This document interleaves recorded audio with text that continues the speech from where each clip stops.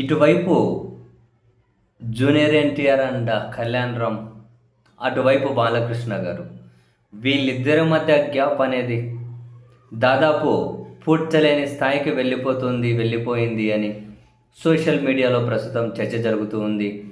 దానికి వాళ్ళు రకరకాల కారణాలు, సాక్ష్యాలు చూపెడుతూ ఉన్నారు. తాజాగా నారా రోహిత్ పెళ్ళి జరిగింది. పెళ్ళికి ఇటు బాలకృష్ణ గారు, అటు ముఖ్యమంత్రి చంద్రబాబు నాయుడు గారు, వీళ్ళ ఫ్యామిలీలు అందరూ కూడా హాజరయ్యారు.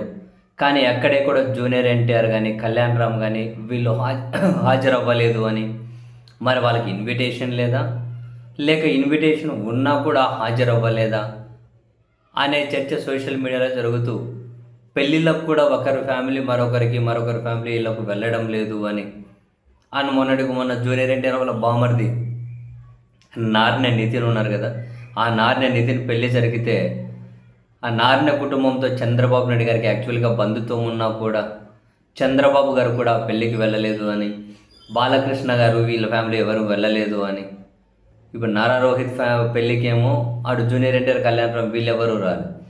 ఇటు నార్నె నితిన్ పెళ్ళికేమో చంద్రబాబు గారు బాలకృష్ణ గారు వీళ్ళెవరూ రాలేదు. సో ఇవన్నీ కానీ మొత్తం మీద వీళ్ళిద్దరి మధ్య బంధాలు ముదిరిపోయాయి అని అంతకుముందు కూడా లేండి. ఇప్పుడు ఎన్టీఆర్ శత జయంతి వేడుకలకు జూనియర్ ఎన్టీఆర్ కళ్యాణ్ రామ్ వీళ్ళెవరూ హాజరవ్వలేదు. నందమూరి బాలకృష్ణ గారి సిల్వర్ జూబ్లీ వేడుకలు ఉన్నాయి కదా,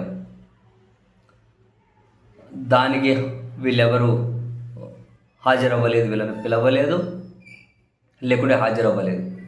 సో మొత్తం మీద అయితే చిన్నగా ఉన్నటువంటి గ్యాపు చాలా ముదిరిపోయింది అని.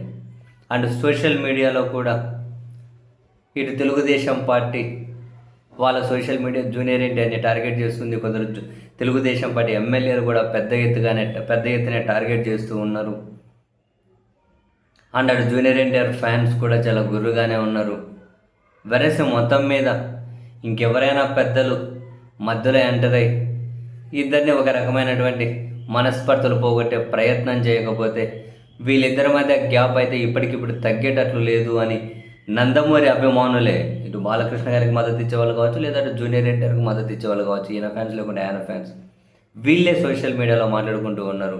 ఎవరో ఒకరు పెద్దరికం తీసుకొని వెళ్తే ఇద్దరిని కలపకపోతే ఇప్పటికే విభేదాలు తీవ్ర స్థాయిలో ముదిరిపోయి ఉన్నాయి అని. బహుశా చూడాలి వచ్చే ఎన్నికల నాటికి ఇంకెలాంటి పరిణామాలు చోటు చేసుకుంటాయో.